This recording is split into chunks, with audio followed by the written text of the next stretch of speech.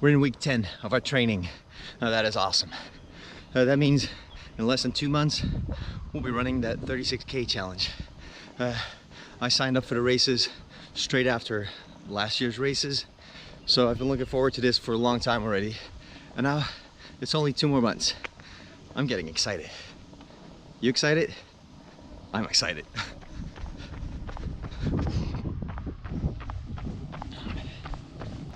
For a bunch of you like me, this is your 3rd time running at Disneyland Paris.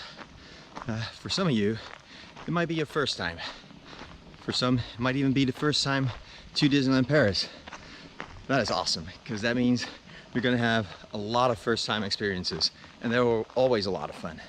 I remember my 1st time at Disneyland Paris, actually Euro Disneyland back then. It was for the opening, April 12, 1992. And it was the first for so many other people, so the atmosphere was amazing. It's an experience that I will never forget. My 1st time running through Disney was in 2016, also Disneyland Paris. Another experience that I will never forget. It got me hooked to running, got me hooked to especially Disney races.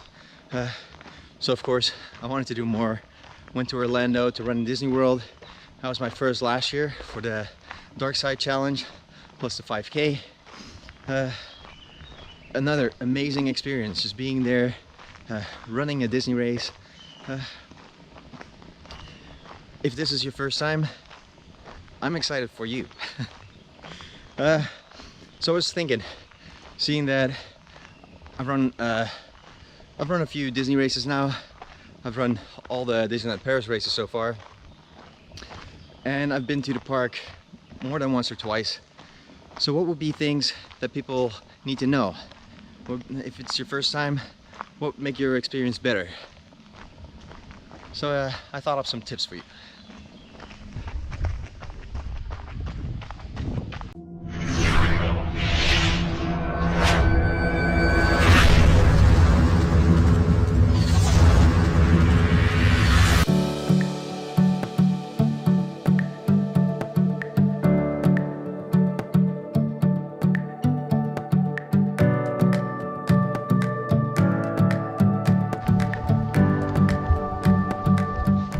Now most of you have probably planned your trip already, booked your hotel, scheduled your park days.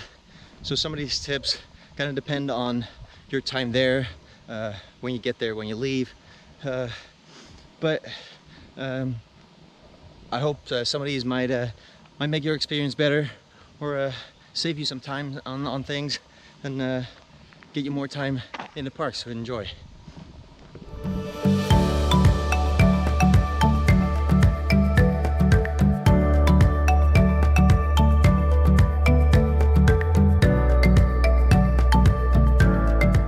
Okay, first thing is the Expo. The Expo opens on Thursday the 20th at 3 p.m. Now last year, I got there early. People lined up an hour or more before just to get into the Expo. Now, I like to get my souvenirs, get some pins, t-shirts, whatever. So I want to be there early because that stuff sells out. If you're not interested in any of that, if you're just there to pick up your bib and your shirts, then don't go on Thursday. If you can, go on Friday. The lines are a lot shorter, if any. It's very easy to get in and out. On Thursday, it's gonna be crowded and you're gonna wait in line. So if you don't need any souvenirs and don't want to buy anything, try and schedule it on a different day. Also, if you're used to the expos in the States, the Expo in Paris is going to be nothing like it. It's a lot smaller. Last year there were very few vendors there. This year it might be a little bit different, it might have more vendors, but still it's not going to compare to the Expo that you're used to in the States.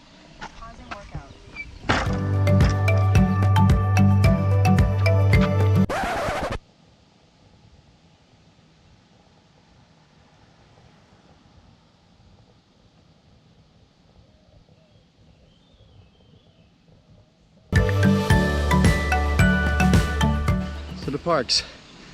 Thursday is the best day for the parks. If you're there already on Thursday, enjoy as much of the parks as you can. That's why if you can skip the expo, if you don't need to go there on Thursday, do that Friday, enjoy the parks. If it's your first time in Disneyland Paris, I suggest the Disneyland Park on Thursday because that gets the most crowded on the weekend. Also, get your money's worth and enjoy the fireworks on Thursday. Stick it out to the end. You don't have to get up early in the morning to go running on Friday, so that's your best chance to go see it. Now Friday, it's a little bit busier, still not too bad. Still a good day for the parks. A lot of the runners will show up on Friday, so that'll fill up the park a little bit more, but still should be able to enjoy the parks quite a bit on Friday as well. Saturday, Sunday, however, it can get very crazy, especially if the weather's nice. A lot of the French people, the annual pass holders, they will show up and it can get very busy. Also, if you like getting your photo taken with the characters that are walking around the park, do that on Thursday and Friday, because a lot of them won't come out if the park's too crowded. They won't bring them out and you'll miss your chance if you're not there till after the weekend as well. Sunday evening, it'll get a bit better. A lot of the French people with small children, they will leave the park. They won't stick around. They've seen the fireworks plenty of times already. So in the evening, you can slip in a couple of good rides still, and still watch the fireworks if you haven't seen it. If you skipped it on Thursday, if you weren't there on Thursday. Now Monday, it gets better again. Monday morning is especially good because a lot of the runners leave Sunday evening. The people from the weekend won't be there.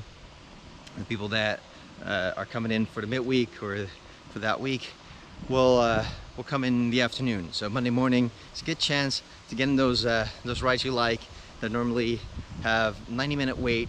Now you can just walk in and not wait at all.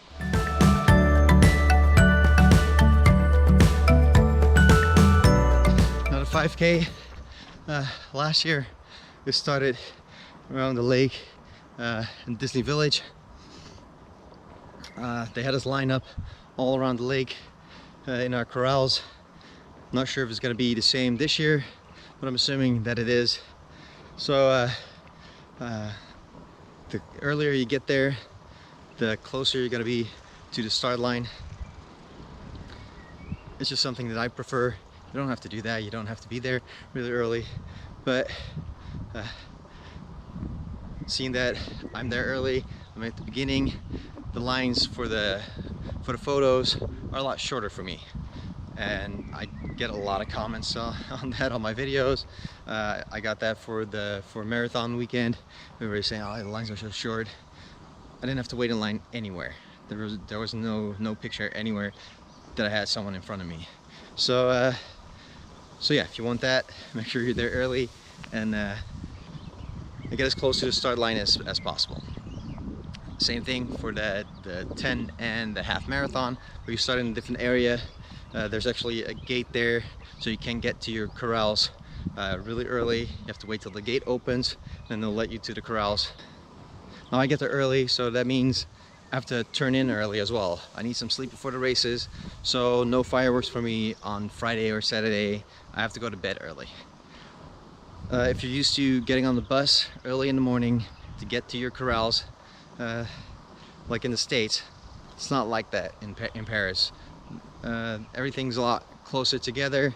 If you're staying on property, you can walk to your corral. You can walk from Cheyenne or Santa Fe. It's a short walk. You can get maps or directions from the people at the hotel. If you're staying at the other Disney hotels, you can probably see the start line from your hotel. So don't worry about getting on a bus or anything. So you don't have to, you have to go by their schedule. Once you're up, you're out the door, you can walk to the start.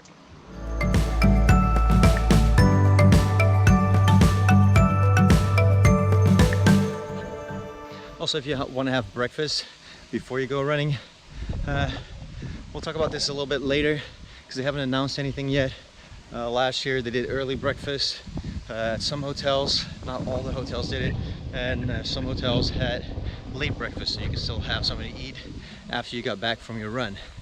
We'll we'll talk about this when they let us know where we can have breakfast.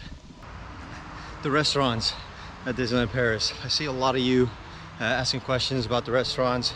I think this is a really personal thing because it's hard to tell what someone likes or what somebody else likes. So Disneyland Paris, their website, it's very easy to look up the restaurants. You can search by what kind of dining, what kind of food, by price. So check out that website. I'm sure you will find something that you will like. Chances are you need reservations for most of these restaurants, especially the bigger restaurants, the more expensive restaurants. They tend to fill up. So if you know where you want to go, get reservations. Last year I went to Inventions, which is a restaurant inside the Disneyland Hotel. It was amazing. I loved it. It's a bit more expensive than the other restaurants, but it was to celebrate that I ran the half marathon. So we went there, and it was great. The food was great. There's characters there keeping you entertained. It's a buffet style, but with a where are you going? But with a really amazing spread. I'm definitely going back there this year. Also, Disney Village, there's a lot of restaurants there, like the Rainforest Cafe, LaGrange, Planet Hollywood. A lot of chain restaurants are there where you can get a good meal. So price-wise, maybe a little cheaper than the other restaurants, but so there's a lot to pick from. Also, if it's your first time there, you haven't been to the Buffalo Bill Wild West show, it's a dinner show. I really recommend that. I really enjoy it. I guess it's not for everybody. It's a dinner show. You sit there, watch the show. It's been there forever now, and they're about to change the show. So if you're there now, it might be your last chance to see the show as it is.